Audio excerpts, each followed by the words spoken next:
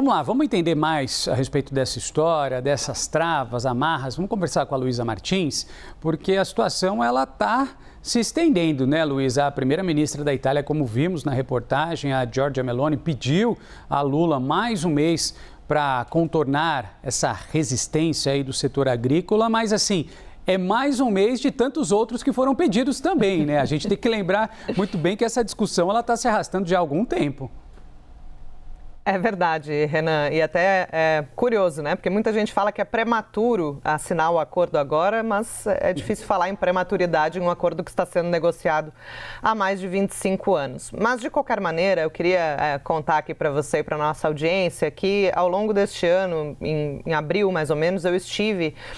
em uma viagem com uma comitiva do governo que foi até a Europa justamente para ter essas conversas e tentar sentir um pouco ali de como estava o clima para finalmente aprovar esse acordo. E já naquela época, em abril, né, desse ano, se falava muito, Renan, entre os embaixadores e entre os próprios interlocutores e negociadores do governo, de que, de fato, a fiel da balança seria a Itália. Por isso que essa fala do presidente Lula, que a gente viu ontem na coletiva de imprensa, dizendo que tinha telefonado para a primeira-ministra Meloni, né, e que ela tinha pedido ali um pouco mais de tempo, 2, 3 semanas, no máximo um mês, para poder convencer o setor agrícola e aderir finalmente ao acordo, ela foi colocada ali pelo presidente Lula como uma possibilidade otimista de a Itália aderir ao acordo Mercosul-União Europeia, mas mesmo entre os embaixadores ali que participam mais ativamente dessas discussões, há um clima de ceticismo, Renan. Um deles até me disse, olha, isso é conversa fiada da primeira-ministra, porque o que não assinou em 25 anos vai assinar em um mês, ela vai ser capaz de driblar essa resistência do setor agrícola e conseguir, em meio a ao recesso mundial, né, das festas de Natal e Ano Novo, colocar ali os agricultores em uma posição que concordem com a adesão da Itália a esse acordo, a avaliação é de que isso pode ser realmente muito difícil e que até uma fonte me disse assim, ela pode estar tentando barganhar recursos comunitários para esses agricultores italianos e outros recursos para a Itália, ou realmente pode estar sofrendo aí algumas pressões desses grupos, né, que são contrários à assinatura do acordo Mercosul-União Europeia, que como você disse, Renan, está sendo negociado aí há muitos anos e tinha essa expectativa, né, de que pudesse ser assinado ainda durante a presidência do Brasil no Mercosul, mas agora já se fala até em passar isso para o ano que vem, quando seria já a presidência do Paraguai no Mercosul. Então, tudo isso está em discussão há muitos anos. É claro que esse ano tem crescido um pouco o debate, essas discussões. Eu lembro que quando eu estava ali acompanhando essa comitiva, tinha até um aplicativo de celular, Renan, em que os negociadores do Brasil colocam ali, um aplicativo do próprio Conselho Europeu, em que é possível colocar cada país, simular, né, se votar contra ou a favor,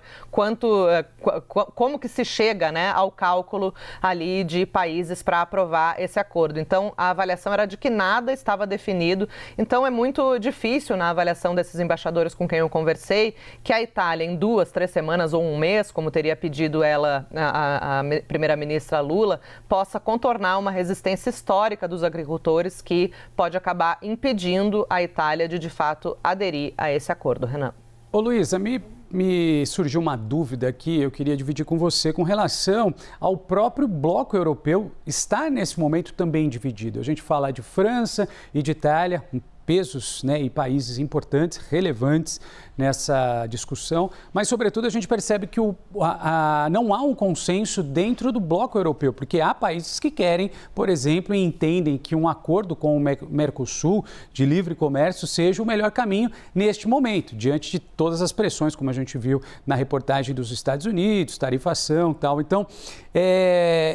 é engraçado e curioso ao mesmo tempo, depois de tantos anos, a gente está falando aí de tanta discussão, o próprio bloco não está junto nessa. Não, e justamente por isso, Renan, que tinha esse aplicativo, esse simulador ali, porque cada país tem um peso, e salvo engano, eu não sou a maior especialista nesse assunto, mas salvo engano, a população do país ali tem um peso, né, nessa matemática. O peso de cada país é diferente. Então, por isso mesmo é que havia essa tentativa ali do governo brasileiro de mapear, né, a possível adesão ou não de cada país, para com isso ver se teria ali o mínimo necessário para poder ir adiante com esse acordo. A França é um país historicamente resistente, né, ao acordo Mercosul-União Europeia, muito também por conta desses movimentos, né, desses protestos do setor agrícola, que entende que vai acabar sendo prejudicado pela entrada de produtos facilitada, né, de produtos do Brasil na Europa. E, é claro, a comitiva brasileira, né, os negociadores brasileiros tentam convencer esses países de que isso não representa nenhum tipo de risco às economias locais, mas tem uma resistência muito forte que é, de fato, difícil de driblar,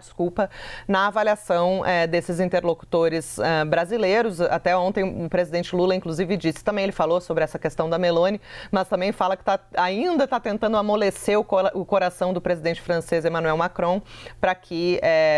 a França possa também aderir ao acordo, mas essa é praticamente considerada uma carta fora do baralho, né, Renan? Agora, a Itália realmente tem um nível de dúvida aí que gera uma esperança para Lula, como ele disse ontem, de que em um mês ela possa contornar ali esses protestos dos agricultores, mas dentro ali dos negociadores, dos embaixadores, quem acompanha essa discussão mais de perto, a avaliação é de que